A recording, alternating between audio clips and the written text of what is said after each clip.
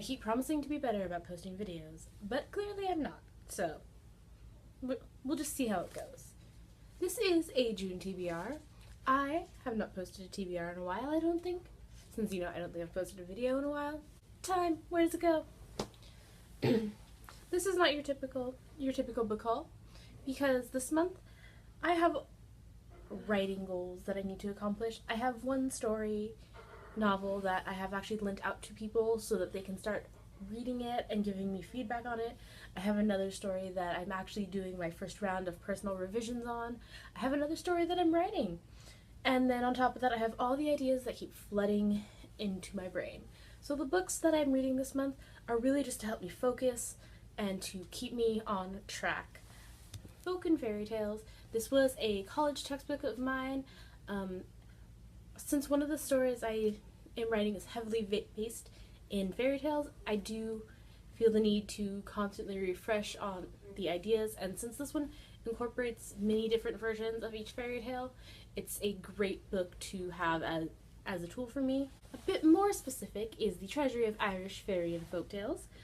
This is the Barnes & Noble $20 Pretty Collector's Edition that I'm reading. I'm about 100 pages 200 pages into it. I'm about 200 pages into it right now. When you start focusing on a specific region, you get some pretty interesting tales. Probably the most weird of the dedicated writing books I'm reading is Screenplay by Sid Field.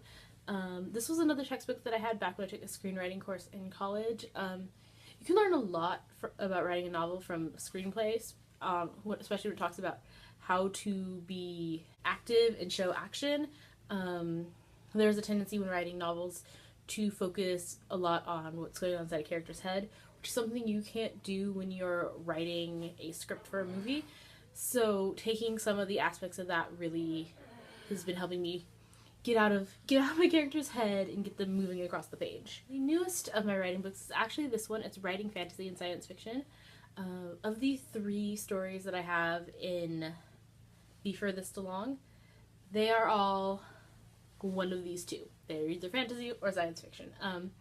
It's not till you get to like my 4th or 5th novel down the line, because my brain works in such a way that I have multiple stories going at once, and that's why I'm at different stages. I can't focus on a single project at one time. For the most part, this one has been pretty helpful. There is a couple sections that I'm like, I just don't see that. I mean, but these guys are established authors, and I don't, you can't dispute what has been proven to work.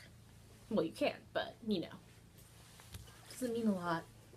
Description and setting. This is to help me focus on world building without getting those long paragraphs that people just tend to skip over, where you just inundate people with settings and descriptions.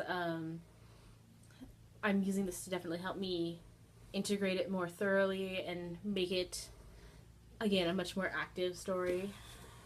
Because, you always want your story moving forward. And then the final book that I am using is this Complete Handbook of Novel Writing. I have had this book for, I want to say, since high school at least. It is a bunch of 3- and 4-page excerpts of everything you need to know. So if you need something specific, obviously you want to go to a more specific book, but this is like the general education for how to write a novel, and it is so helpful. I'm actually rereading most of it. That is my June TBR. As you can see, it is not your typical TBR. There's not a lot of things to read. It's very much a research month for me.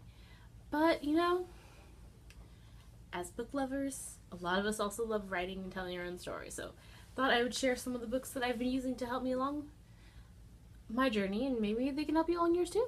Alright, until next time, TTYL.